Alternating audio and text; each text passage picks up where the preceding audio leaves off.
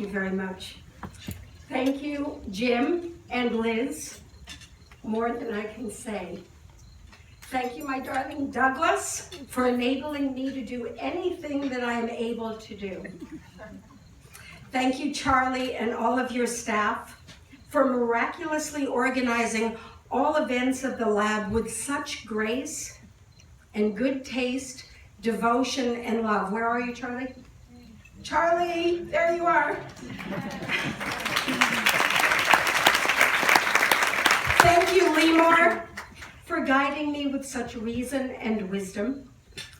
I want to thank all of you, my dear friends and family, for being here today to support our beautiful and profound Cold Spring Harbor Laboratory.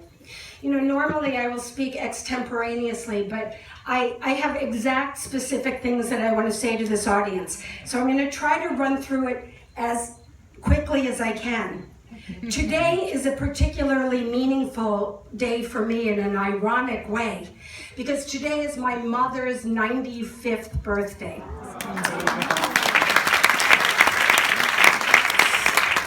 After 94 wonderful years, she is now in the ethers between life and death. I suppose that most of us would take 94 good years if we had to exchange it for one particularly difficult one.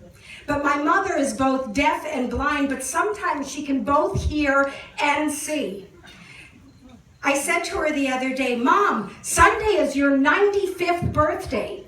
And suddenly she opened her eyes, looked straight at me and said, "I feel like I'm 97.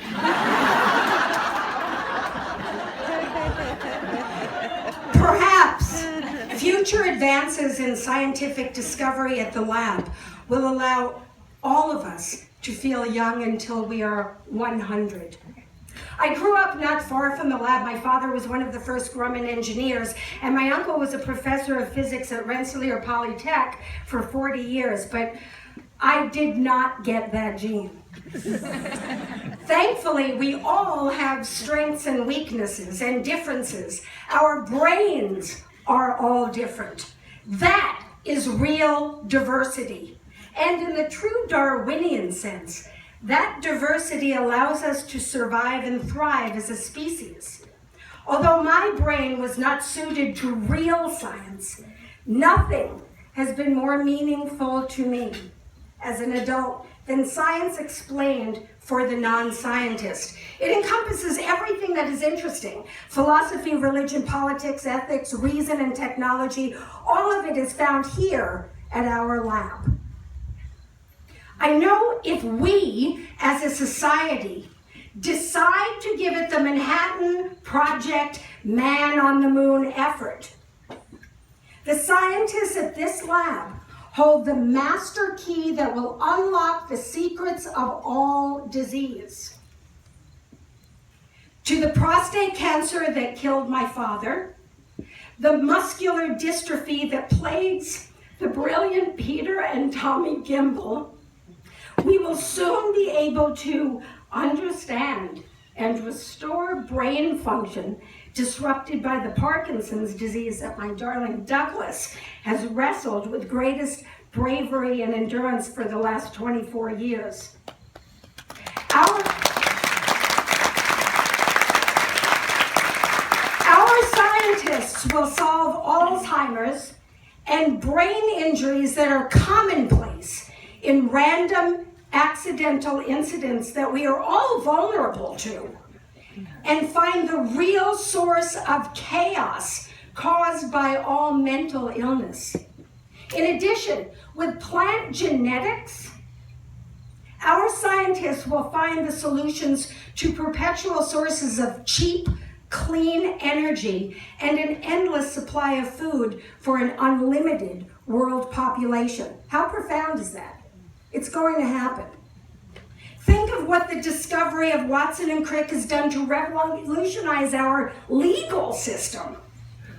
Their discovery touches and for eternity will continue to have impact upon every aspect of all of our lives. Thank you, Dr. Watson.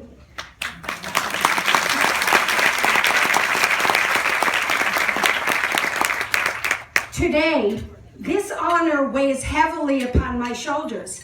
It has been the greatest privilege of my life to be able to do whatever it is that I have been able to do for this extraordinary place. This place, which has consequence far beyond being merely a local philanthropy, it is a universal philanthropy for the entire world. And with each discovery from our brilliant scientists, who are the real heroes of our future, it has profound impact for all humanity. If I am able to accomplish the vision that I have in my mind, I may deserve such an honor. However, I have miles to go. I have spent many years trying to emphasize the importance of marketing and publicity and innovative out-of-the-box solutions to perpetual sources of funding for our scientists.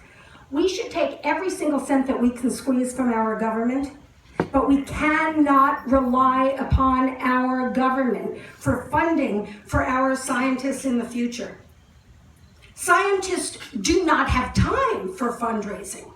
One of the reasons I wanted to launch the Double Helix Medals Award was because I asked Dr. Tim Tully, who was for many years a lab neuroscientist, and when he told me, I asked him, how much time does he have to spend on fundraising? And he said, I'm amongst the best of what I do, and I barely have time to do it. I think a consensus among scientists would be that about 25% of the time that is spent on grant writing is worthwhile, but perhaps the other 75% is a little bit of a waste of time. Unrestricted funds are essential to scientific progress. My original idea many years ago was to create a branding for science is cool. Scientists as the real rock stars, the best role models. Watson as the ultimate rock star.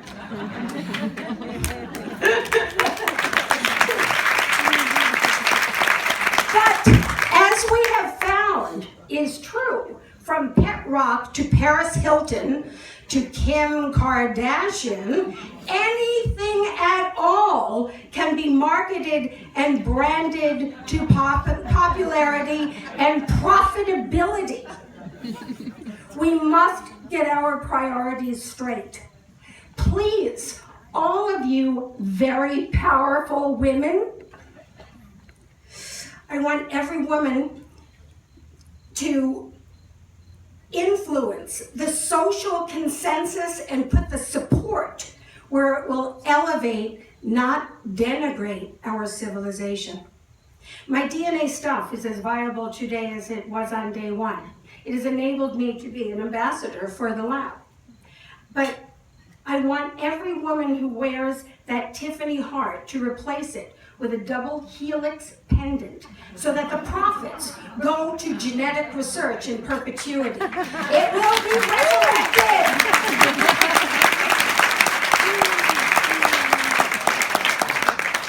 Europe is the next frontier. We must spread our Cold Spring Harbor laboratory wings unabashedly. Europe has a history of philanthropy since antiquity, with the de Medicis and the Rothschilds, etc., that was obscured with the advent of communism and socialism. Our lab must be at the forefront of the resurgence and resurrection of historic European philanthropy and the beneficiary of it. We must launch a Double Helix Medals Award event in Europe.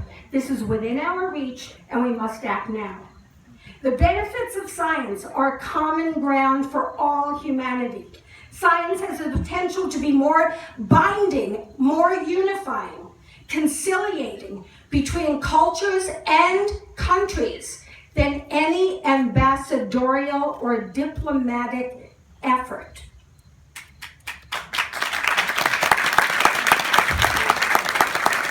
We must spread our philanthropic wings and utilize our collective, connective, networking power and shift the social paradigm just a bit to elevate the heroes amongst us, our precious scientists. These brilliant scientists who are the real positive role models for our children and the future. Liz and Jim have created a world that is the most fertile incubator for the future, integrating the highest science with the most beautiful aesthetic, thank you, Liz, that creates a singularly unique, inspiring atmosphere conducive to discovery and innovation. Bruce carries this historic legacy, transforming it to fit our next generation. Dave Miklos founded the DNA Learning Center a few years before I was introduced to the lab by Vernon Merrill. He has created a potent educational vehicle to transport the next generation to be inspired to discover things that we cannot even imagine. It is amongst the best of hope for the future and will, with our help, bring science education to young, brilliant brains around the world. 25 years ago, I asked Dr. Watson to address our inter-school exchange group on the topic of ethical consequences of scientific discovery. I remember exactly what he said as if it were yesterday. He said that with every discovery and invention, there is a good use and a bad use, and it is imperative that we teach our young critical thinking so that they will have the good judgment to know the difference. People forget a very important fact. Dr. Watson, in efforts to establish the Human Genome Project, insisted that a percentage of the budget be dedicated to ethics. I have never seen anyone with a greater humanitarian imperative. Dr. Watson will be remembered 1,000 years from now. There are very few alive today who will be. His discovery with Francis Crick is the seminal discovery of all time, more significant than Darwin, Einstein, Edison, Copernicus, Galileo combined, unless we blow up the world. And Einstein is instantly more significant. But no one will remain to appreciate it. Look around you. This place, this incredible place.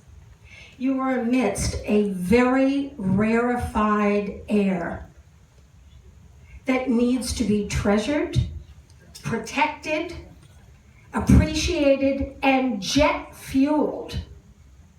May I reiterate, Cold Spring Harbor Laboratory is not a local philanthropy. It is a universal philanthropy, and the discoveries that come forth from this historic mecca for science, for molecular biology and genomic research, has consequence for all humanity.